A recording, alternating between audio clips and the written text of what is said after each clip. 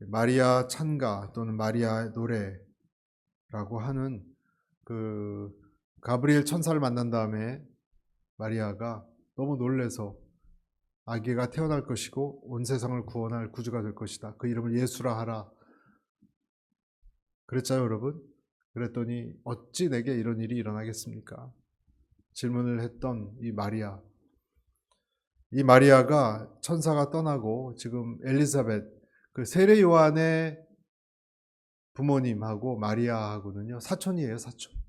사촌지간인데 가서 지난주에 우리가 세례 요한을 태어나게 하는 우리에게 일어난 일 제목으로 말씀을 전했는데, 오늘은 이 마리아의 고백을 다루고 있습니다.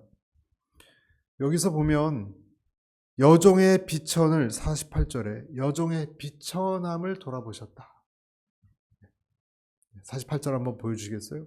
뭐라고 되어 있는지. 그분이 자신의 여종의 비천을 돌아보셨다. 다시 말해 내 비천함과 가난함과 낮은 신분에도 불구하고 하나님의 영광으로 나를 택해 주셨다. 이 그 내용을 묵상해 보면요, 이 마리아란 여인이 여러분 자세히 나와 있지 않지만 많은 분들이 추측하기를 마리아의 가족은 좀 가난했을 것이다. 가난했을 것이다. 목수의 아내잖아요. 마리아가 결혼해도 목수하고 했으니까 가난한 가정이었을 것이다. 또 그 마리아가 처녀로 자라면서도 집에서 별로 귀히 여김을 받지 못했을 것이다. 비천하다는 표현을 쓴 데에는 여러분 천히 여김을 받는 게 어떤 건지 어떤 분들은 아시죠? 존귀하게 여김받지 못했어요. 가장 작은 자였다는 거예요. 그 아비 집에서도, 결혼하기 전에도. 마리아가 여러분 부당하게 어쩌면 무시당하고 집에서도 버린 자와 같은 위치에 있는 듯한 표현입니다. 마리아가. 우리가 알듯이 혼인식을 올리기 전에도 아이를 뱉다는 것은요 굉장한 수치예요. 그리고 큰일 날 일이에요. 그 사람이 마리아입니다. 비천하고 볼품없다고 여겨지는 사람에게 이 세상을 만든 신이, 하나님이 그 사람을 위대하고 존귀하게 대한다는 것은, 이 생각을 정말 여러분 내가 그 생각을 억셉트만 하면요 안 믿어서 그렇지 믿기만 하면 그것보다 더 큰 힘이 되는 것은 없는 것 같아요. 여러분 그걸 믿으십니까 정말? 우리나라에 기독교가 처음 들어왔을 때 천한 상놈들이나 백정들에게 너희들은 하나님의 사랑받는 족속들이다, 사람들이다. 너희들의 얼굴이 하나님의 형상이다. 이런 얘기를 들었을 때 여러분 반응이 어땠을 것 같아요? 처음엔 믿지 않았습니다. 그 높으신 상제께서, 하늘의 하나님이 왜 나 같은 사람을, 왜냐하면 이런 이야기는 처음 듣는 얘기예요. 여러분 동양만 그런 게 아닙니다. 로마에 처음 기독교가 전파됐을 때도요 노예나 여자나 그런 신분의 사람들은 충격을 받았습니다. 그게 정말 많은 말이 정말이냐고. 너희를 위해서 십자가에 더군다나 죽으셨다? 그걸 믿기까지 너무 힘들었어요, 여러분. 어떻게 신이 나를 위해서 믿어지십니까, 여러분? 네? 조금도 손해보지 않는 사회에서, 관리들이 착취하고 못살게 구르는 사회에서, 상상을 초월하는 이야기입니다. 그런데 여러분 이것을 정말 받아들이는 사람부터 어떤 치유가 일어나기 시작했대요. 여러분 치유가 일어나기 시작했어요. 저희 어머니도 가끔 그 얘기 하시는데, 저희 어머니의 할머니 때 선교사님한테 복음을 받아들이셨대요. 그러니까 이래봬도 제가 몇 대로 기독교인데요. 어머니가, 제 어머니하고 그 일가 친척들 전도하러 다니실 때 귀신 들린 사람이 친척 중에 있었는데 자기 배를 막 때려가지고요 나중에 아이가 약간 기형으로 나왔습니다. 그런데 복음을 받아들이고 거품이 입에서 나오고 귀신이 떠나가고 얼굴이 펴졌어요. 그 얘기를 하시는 거예요. 믿기 시작하면 역사가 일어나는 것입니다. 서서평 선교사라고 있습니다. 엘리자베스 셰핑이라는 원래 독일계 미국 선교사님이 조선에 왔습니다. 한국에. 근데 500명 정도 여인을 만났는데 이름을 가지고 있는 여자는 10명도 안 되더래요. 한국 여자들이. 이름이 없더래요, 여러분. 그 책에 나옵니다. 조선 여성들은 돼지 할머니, 개똥이 엄마, 큰년, 작은년 이렇게 불렸지. 또 남편에게 노예처럼 복종하고 집안일을 그 꾸준히를 도맡아 하면서도 아들 못 맞는다고 소방 맞고, 소방 맞는 것은 여러분 쫓겨가는 거예요. 들어오지 말라는 거예요. 남편이 외도한 죄값으로, 남편이 외도하면 누구 잘못입니까 여러분? 남편 잘못인데 여자가 쫓겨났어요. 못 막았다고. 가난하다는 이유로 어떤 땐 팔려가기도 했는데 이 여성들에게 이름을 지어줬다는 거예요. 서서평 선교사님. 그리고 한글도 깨우쳐주는 것이 나한테 이름을 지어주고 한글을 깨우쳐주는 게 나한테 가장 큰 기쁨입니다. 그렇게 선교부에 편지를 쓰는데 기록에 나와요. 여러분, 비천한 사람은 우리나라 여성, 초창기 여성처럼 가슴이 늘 떨리고 높은 사람 만나면 얼굴도 제대로 들지 못하는데 예수님은 그런 사람들의 고개를 들게 해주신 분이세요. 하나님은 레아 아시죠? 라헬 레아. 레아가 마음고생하고 미움받고 있는 거 아시고 그녀의 태를 열어주셨습니다. 하나님께서. 또 한나와 브닌나 아시죠 여러분? 사무엘 엄마 한나가 브닌나 때문에 수치당하고 서름받고 있을 때 아들을 주셨죠. 얼마나 힘들면 여러분 술 취한 사람처럼 여긴 받았겠어요. 여러분 너무 힘들면 그렇게 되나 봐요. 이렇게 기도하는 것도 술 취한 여자인 줄 알고 그 한나를 불쌍히 여기셨습니다. 여기서 우리가 중요한 한 가지를 정말 기억해야 되는데요. 깨닫는데요. 비천하고 낮지만 하나님을 경외하는 사람에게는 자비가 내려옵니다.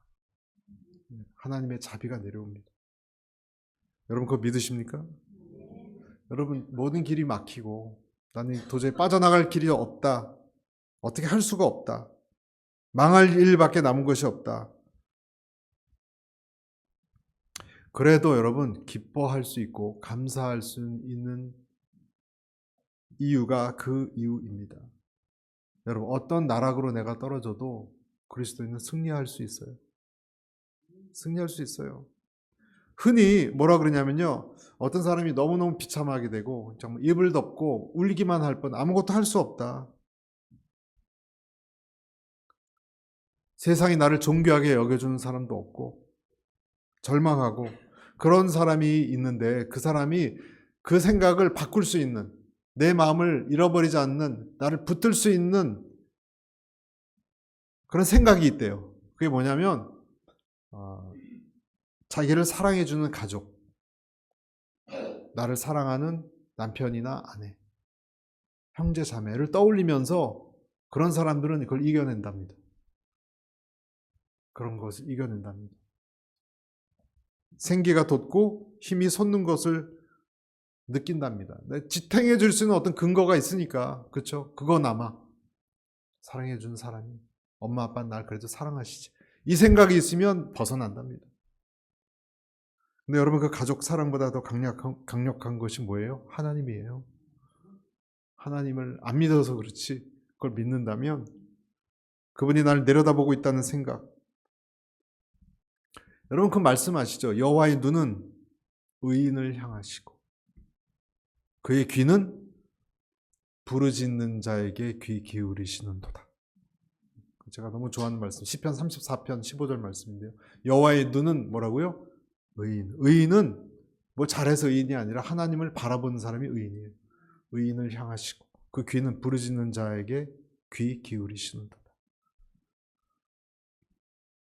사이가 정말 좋지 않았던 그 유태인인데요. 아버지하고 아들이 있었다고 합니다. 아버지 아들이 너무나 싫어해서 싸우고 다투고 하지 말아야 될 말들도 많이 했다고 합니다. 그러던 날 어느 날 큰 충돌이 일어나서 이 젊은 아들이 홧김에 나가서 난 이제 그 기독교인이 됐다고. 여러분 유대 가정에서 기독교인 되는 것은 내놓은 자식이에요. 안 봅니다.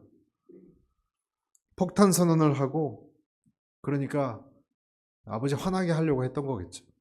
아버지가 당장 집에서 나가라고 소리를 쳤어요. 너 같은 아들 둔 적 우리 가문에 너 같은 아들 둔 적 없다고. 넌 세상에서 가장 나쁜 놈이고 없는 놈 셈 치겠다. 이젠 남남이다.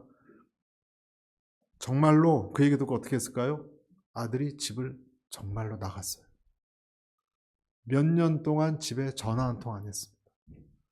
외국으로 아예 가버렸습니다. 시간이 몇 년이 지나고 나서 그 유태인들이 때가 되면 고국에 와서 총도 들고 싸우고 그러잖아요. 몇 년이 지나서 이스라엘 자기 조국이니까 돌아가는 길을 택했습니다. 그리고 와서 이 청년이 마음이 좋지 않았겠죠. 성지 홀리랜드로 향하는 크리스찬이 정말 됐기 때문에 그 길로 갔고 많은 크리스찬들이 그 성경에 나와 있는 그런 곳을 이렇게 방문을 했습니다. 그리고 예수님이 걸었고 말씀했던 장소들 그런 데를 다 탐방을 했습니다. 그러던 중에 여러분 예루살렘에 가면 통곡의 벽이라고 있어요. 통곡의 벽. 웨일링 월이라고 있는데 그 옛날 솔로몬이 지었 2000년도 더 돼요, 여러분. 솔로몬이 지은 어마어마한 성전인데 전쟁 때문에 다 파괴돼 가지고요. 벽이 하나 정도밖에 안 남았어요. 불타고. 그게 통곡의 벽입니다. 아버지 의절 당한 이 기독교 청년이 그곳 통곡의 벽에 가서 많은 유대인들이 하는 식으로 고개를 앞뒤로 흔들면서 여러분 한번 가보셨어요?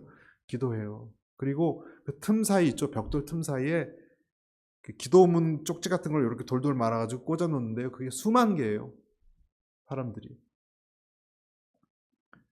유대인 관할이 된 곳이 그 부분인데요. 그곳이 유대인들이 관할하는데 뭐 유대인의 해방을 위해서 기도하고 여러 가지 기도 제목이 있는 그리고 꽂아놓는 전통이 있습니다.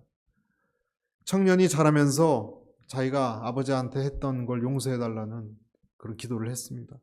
그리고 자기가 이제 아버지 어디 사시는지도 모르는데 아버지하고 화해할 수 있는 길이 있느냐고 하나님께 질문을 하고 기도했습니다.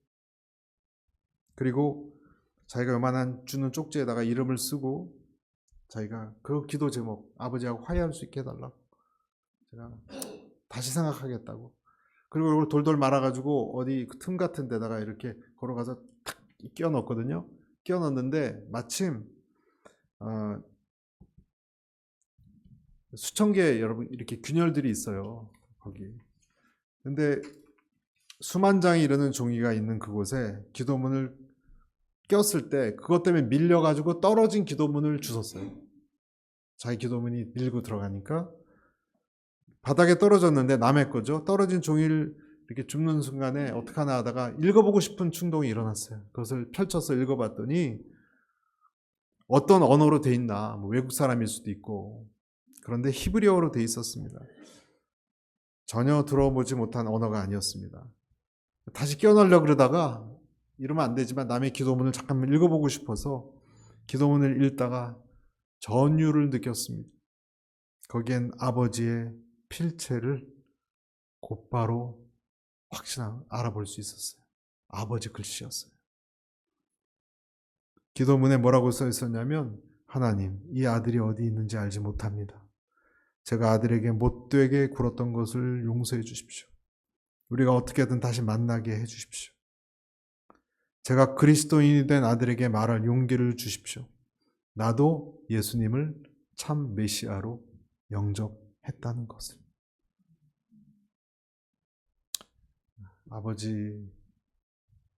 아들이 아버지를 찾은 거예요. 그리고 그것 때문에 확신을 갖고 이제 서로 나중에 만나서 부둥켜 안고 화해했다고. 여러분 이것이 여러분 우연입니까? 우연의 일치. 하나님 버전의 우연의 일치죠. 여러분, 하나님이 내 인생에 간섭한다라는 것을 느끼는 순간 뭔가 보이기 시작한 부분이 있어요. 이렇게 시절 날짜를 짜가시는 하나님이라는 것을 내가 정말 느낄 때 내 믿음이 헛된 게 아니었구나. 내 믿음이. 그분이 다 연결시키는 어떤 섭리, 세밀한 어떤 섭리, 그런 것이 있구나. 그럴 때가 있습니다. 그럴 때 우리는 영적으로 감탄사가 나옵니다. 야, 참 대단하시다.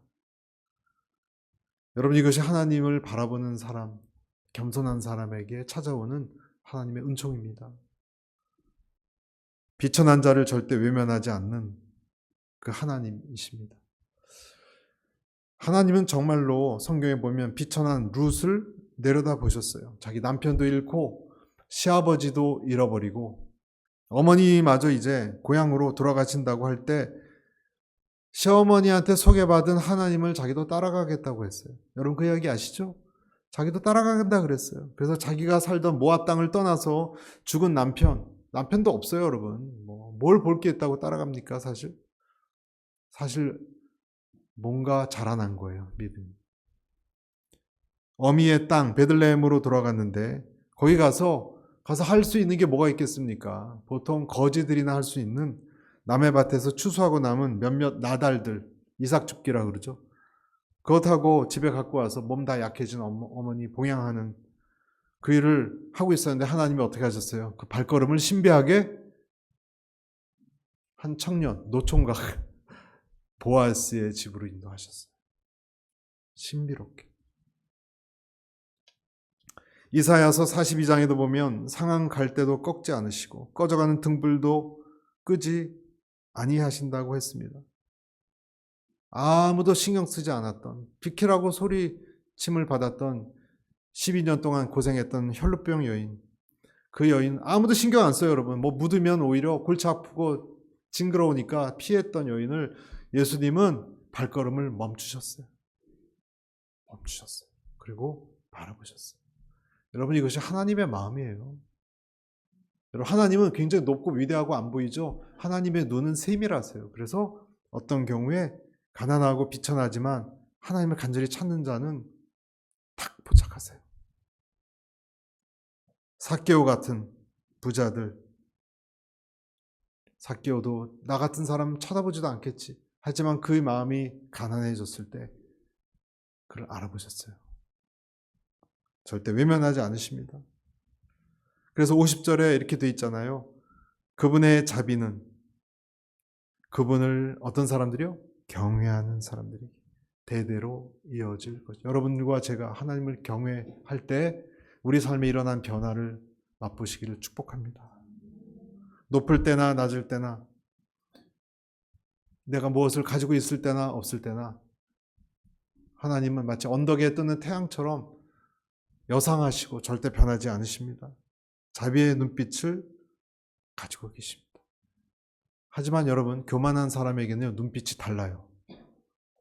하나님의 눈빛이 바뀌어요. 더 이상 자비의 눈빛이 아니에요, 여러분. 교만한 사람은. 51절에서부터 한번 53절까지 보실까요? 그분은 자신의 팔로 엄청난 일을 행하시고 마음의 생각이 교만한 사람들을 흩어버리셨어요. 52절 시작. 그분은 통치자들을 왕좌에서 끌어내리시고 낮은 사람들을 높여주셨으며 53절 배고픈 사람들을 좋은 곳으로 배불리시고 부유한 사람들을 빈손으로. 하나님 눈이 굉장히 민감하다는 것이에요, 여러분. 하나님 눈은 어떤 사람에게는 정말로 자비로운 그윽한 눈빛인데요, 교만한 사람들은 하나님 눈이 무섭습니다. 하나님이 섭리하시면서 사람의 기대를 물리치신다는 걸 계속 보여주십니다. 무슨 뜻입니까? 사람들은요, 스스로 내 자신이 계획하고 나 자신에게 약속한 그런 일을 행할 때 하나님은 그 길을 흐트러 버리십니다. 전혀 다른 길로 인도하십니다. 교만한 사람의 길을. 보통 교만한 사람들은 모든 일을 자기가 할 수 있다고 생각하고 자기 마음대로 처리하려고 생각합니다. 하지만 하나님은 그들의 마음을 어떻게 하세요? 어지럽히십니다. 계획을 꺾어버리시고 목표를 좌절시키실 때가 있습니다. 그리고 낮추십니다. 그래서 그런 사람들이 다 사람들 이용하고 막 그러잖아요. 자기를 위해서, 자기를 높이기 위해서 이용하려는 여러 가지 수단들을 나중에는 거꾸로 자기를 해롭게 하는 일로 바꾸십니다. 좋은 예가 뭐예요? 에스더서에 나온 하만. 버릇없는 모르드게를 나중에 목매달려고 만든 높은 장대, 나중에 어떻게 됐습니까? 자기가 거기 달렸어요. 높이 만들어서 멋있게 자기 위세를 떨치려고 했던 곳에 자기 목이 달렸어요. 하나님은 그렇게, 하나님이란 얘기가 에스더에는 한 번도 안 나와요, 여러분. 그런데 전체를 피력을 움직이듯이 움직여 가셨어요. 그분이 하나님이세요.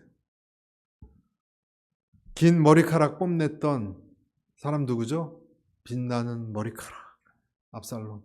머리카락 걸려서 죽었습니다. 자기가 교만해지려고 하는 것을 하나님은 바꾸세요. 권세 있는 사람들은 언제까지 자기들의 보좌가 편하게 보장된다고 자부하지만 하나님은 그들을 내려앉게 하십니다. 그리고 하나님 앞에 언제나 낮은 데에 있으리라 생각했던 사람들을 뜻하지 않게 하나님은 높이실 때가 있습니다. 물론 여러분, 우리가 사는 동안 다 이루어진다는 뜻은 아니에요. 그러나 우리가 나중엔 알게 될 거예요. 나중엔 알게 될 거예요. 어떤 나이가 많은 수도사가 정원에서 흙을 고르고 있었는데요.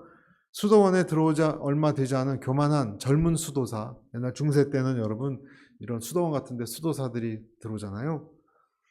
그 수도사가 가까이 왔습니다. 경험 많은 나이 든 그 수도사가 후배 수도사한테 이렇게 말했어요. 이 단단한 흙 위에 가드닝 하려고 하니까 물 좀 뿌려달라고.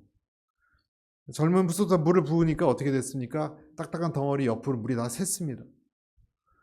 이 나이 많은 수도사가 옆에 있는 망치를 들어서 흙덩어리를 다 깼어요. 잘게. 부수고 부서진 흙을 모아서 젊은 수도사한테 다시 물을 좀 부어달라고 그랬습니다. 물이 잘 스며들었고 부서진 흙을 이렇게 뭉쳐가면서 나이 든 수도사가 이렇게 말했습니다. 이제 흙 속에 물이 잘 스며드는구나. 여기 씨가 뿌려지면 꽃을 피우고 열매를 맺을 거야. 우리도 이렇게 깨어져야 하나님께서 여기 물을 부으시고 그럴 때 씨가 떨어지고 꽃이 피고 열매가 맺을 수 있는 거지. 우리 수도사들은 이것을 깨어짐의 영성이라고 부르다네. 일침을 가한 거예요. 여러분, 교만한 가슴에는요, 하나님이 역사하기가 너무 힘들어요. 역사를 안 하신다고 봐야 됩니다. 교만한 가슴에는. 그래서 때때로 어떻게 하십니까? 망치를 들어서 깨트리십니다. 하나님 은혜가 스며들게 하기 위해서. 그럴 때마다 고통스럽지만 우리는 뭐라고 얘기하냐면, 하나님 힘들어요. 그러나 하나님이 기뻐하는 사람이 되겠어요. 이제 이해합니다. 이렇게 고백하면서 고통이지만 거기서 일어나는 믿음의 사람, 인내의 사람, 지혜의 사람으로 바뀌어가는 것입니다. 할렐루야. 만약에 여러분 이런 과정을 무시하면 절대 은혜가 스며들어올 수가 없어요. 기독교는 오래 믿는다고 되는 게 아니고 깨어져야 됩니다. 겸손해진 사람만이 볼 수 있는 지혜가 두 가지가 있습니다, 여러분. 첫째는 뭐냐면 자기가 진토에 불과한 사람이라는 것을 압니다. 겸손한 사람이 갖는 첫 번째 지혜입니다. 내가 정말 진토에 불과하다는 거. 한때 힘이 셌는데 잘 다녔는데 어느새 이렇게 금방 노화가 오고 만 것일까? 어떻게 벌써 내 귀가 잘 안 들리고, 저도 여러분 자꾸 볼륨을 올리는 것 같아요. 요즘 보면 안 들려요. 어떨 땐. 또 특히 저는 핸드폰 어디다 뒀는지 항상 차에 거기다 두고 내려요. 그래서 절대로 차에 두고 내리지 않으리라. 근데 그 다음날 또 그래요. 안 되더라고요, 여러분. 그게 안 돼요, 잘. 주의력이 많이 떨어졌구나. 누가 나한테 작은 한마디 하면, 내 자존심 건드린 얘기하면 어떻습니까? 그냥 잠시 기분 나쁘면 많은데 어떤 사람은 내 인생 전체까지 그 자존심 상한 한마디에 물이 들어서 화가 납니다. 그리고 열등감에 시달립니다. 여러분, 그 자체 말이 기분 나쁜 게 아니라 내 약한 점을 흔들어서 힘든 거예요. 내가 알거든요, 내 열등감은. 그래서 무슨 생각을 하냐면, 그래, 네가 나를 이렇게 무시했어? 그래, 나는 못났다. 못났어. 실패한 인생이다. 그럼 죽어야지. 여기까지 나가요, 여러분. 나는 나 같은 사람 죽어야지. 빨리 죽어야지. 그 한마디 한 것이 진동을 일으켜서 자존감이 약한 사람은 그렇게 흔듭니다. 우리는요, 작은 소음에도 무서워합니다.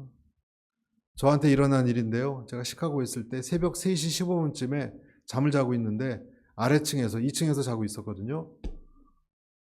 꽝! 소리가 났어요.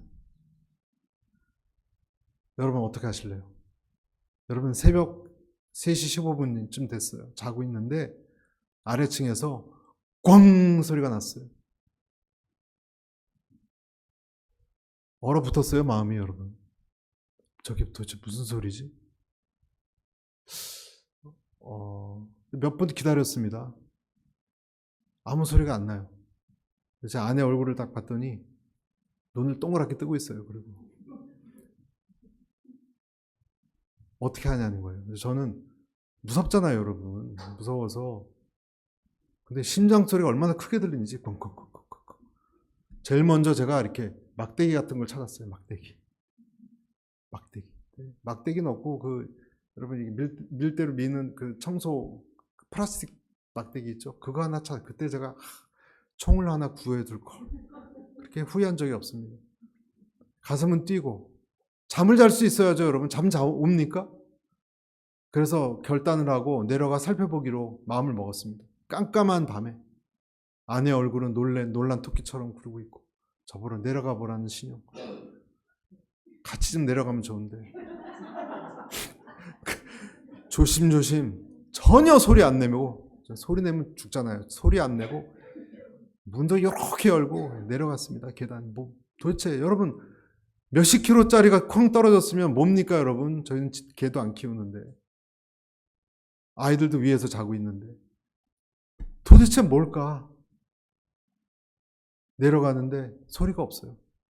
갑자기 튀어나오면 한번 결투를 할 요량으로 막대기는 쥐고 있고 끝까지 내려갔습니다. 아, 분명히 어디 숨어 있는 거야. 이놈이 숨어서 주인이 나오면 덮치려고 그런 거겠지.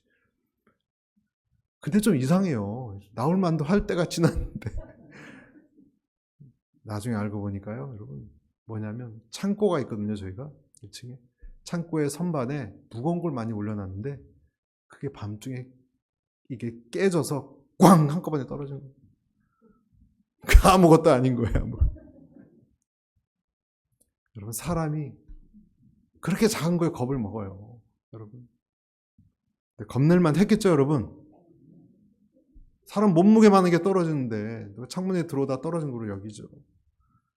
그러면서 우리는 정말 대단한 존재라고 우기면서 살아갑니다. 여러분, 자기가 진토에 불과한 약한 사람이라는 걸 인정하는 것, 겸손한 사람이 갖는 첫 번째 팁이고요. 두 번째, 겸손한 사람이 발견하는 것은요, 배고픈 자를 좋은 것으로 하나님이 배불리시게 하는 분, 이것을 경험합니다. 아멘. 내가 뭔가 있을 때는 전혀 몰랐는데 없어 보면, 어려워져 보면 사람은 물질에 대해서 되게 민감해집니다. 아주 치사해지고 민감해집니다. 불안해지고. 그리고 그때만큼 하나님에 대해서, 물질에 대해서 절실해진 적이 없습니다. 그리고 의지하게 됩니다. 마치 돈 없는 자식이 돈 있는 부모 이렇게 잘 보이려고 의지하듯이 그렇게 됩니다. 그런데 하나님의 사람은 그때 하나님의 물질과 세상을 운영하는 방식을 자기가 가난할 때 그때 깨달아요. 모든 거 하나님이 움직인다는 것을 그때 눈을 뜨게 돼요. 제가 신학교 들어가서 아기를 낳고 백화점에 가서 애 장난감을 이제 사려고 했는데 말씀드린 적 있는지 모르겠어요.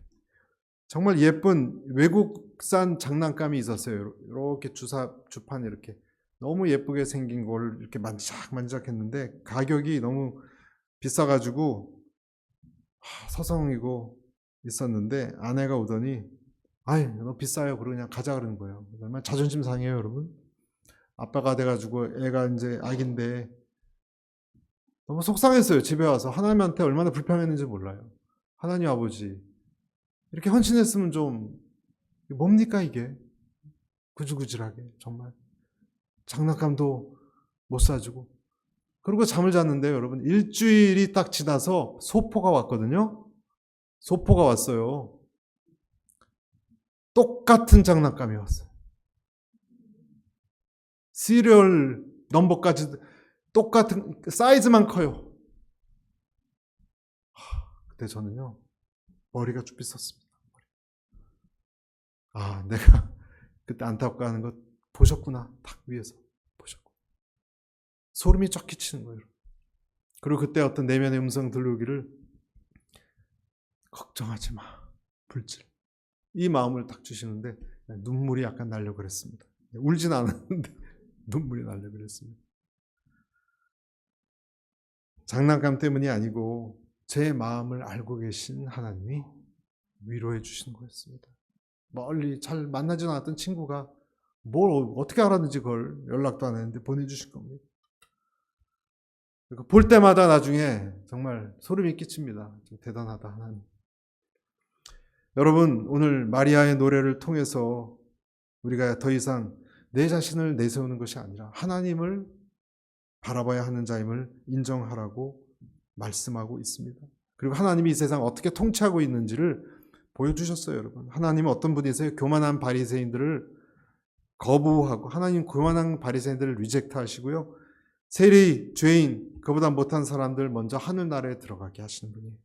나중에 우리가 하늘나라 가면 깜짝 놀랄 거예요. 아, 그 이는 왜 안 왔지? 그리고 저 사람이 어떻게 이렇게 존귀함을 받고 있지? 오, 내 생각하고 다르네. 저 사람이 그렇게 존귀한 사람이었구나. 하찮게 봤는데. 그런 깨달음이 여러분 올 것입니다.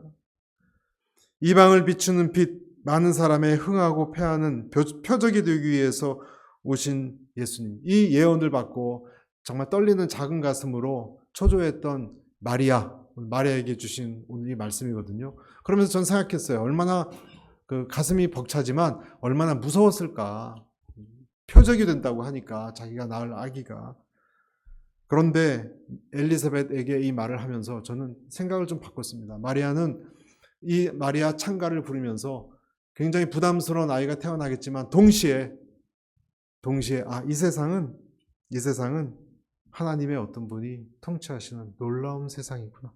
그 생각으로 가슴 벅차게 성령에 충만해서 그 삶을 이끌어 갔을 거라고 저는 믿습니다. 여러분, 이 세상의 정의는요, 살아있습니다. 높은 자는 낮추시고 낮은 하나님 바라보는 자를 높이신 하나님을 여러분 믿으셔도 됩니다. 내 때에 일어나지 않을 수 있지만 내가 원하는 때 하나님은 그렇게 운행하고 계시고 보고 계시고 역사하시는 그분을 우리도 마리아처럼 찬양할 수 있기를 간절히 축복합니다. 기도하겠습니다.